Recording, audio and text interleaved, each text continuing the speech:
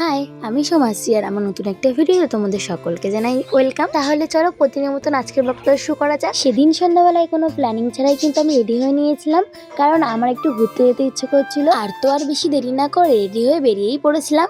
আর সেদিনকে তো আমরা ভেবেছিলাম গোবরডাঙ্গার দিকে যাব, কিন্তু হঠাৎ করে মনে বললো যে বিরিয়ানি খাবে। আমি বললাম ঠিক আছে তাহলে চলো বিরিয়ানি খাবো। কিন্তু ও বললো না, গোবরডাঙ্গার দিক থেকে তো প্রায় খাওয়া হয়, চলো না হয় আজকে একটু হাবড়ার দিকে যাই। আর সেই মতন কিন্তু আজকে গেছিলাম আমরা বাচ্চার বিরিয়ানিতে। আর তোমরা কে কে বাচ্চার বিরিয়ানি খেয়েছো আমাকে কিন্তু অবশ্যই কমেন্ট করে জানিও। আর হ্যাঁ, হাবড়া থেকে কে কে আমার ভিডিও দেখছে সেটাও কিন্তু আমাকে কমেন্ট করে জানিও। আর আমরা কিন্তু আজকে পার্সেল করে নিয়েছিলাম, যেহেতু হাবড়া থেকে আমাদের বাড়িটা বেশ কিছুটা দূর, তো তার জন্য কিন্তু আমরা পার্সেল করে নিয়েছিলাম।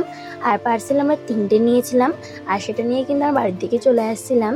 আর বাড়ি এসে এদিকে দেখো আমরা কিন্তু বসে গিয়েছিলাম খেতে। জানো তো, বাড়িতে কিছু আনলে সে আমাকেই সার্ভ করতে হয়, তাই ভাবলাম আজকে তোমাদের সঙ্গে একটু শেয়ার করে দিই।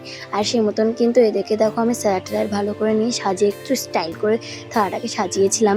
দেন আমরা কিন্তু সবাই একসাথে বসে গিয়েছিলাম খেতে। আমি, মনা আর দিদি ছিলাম ঘরের মধ্যে, তা আমরা তিনজনই খেয়েছিলাম। তো যাই হোক, আমার মতন তোমরা কে কে বিরিয়ানি পছন্দ করো আমাকে কিন্তু অবশ্যই কমেন্ট করে জানিও। আর বিরিয়ানি হলে আর কী বা লাগে বলো। সে যাই হোক, আজকের ভিডিওটা তোমাদের কেমন লাগলো আমাকে কিন্তু অবশ্যই কমেন্ট করে জানিও। ভালো লাগলে কিন্তু লাইক, কমেন্ট, শেয়ার, সাবস্ক্রাইব করো। আর একটা কথা, আমার বাড়িতে পাখি আছে তো ওরা খুব ডাকছে, একটু নয়েজ আসছে, একটু না অনেকে আসে, একটু ম্যানেজ করে নিও। আর তো তোমার সাথে কথা বলতে বলতে আমি কিন্তু একটা কথা বলতেই ভুলে গেছিলাম, আমরা কিন্তু বিরিয়ানির সাথে একটা থামস আপও নিয়েছিলাম।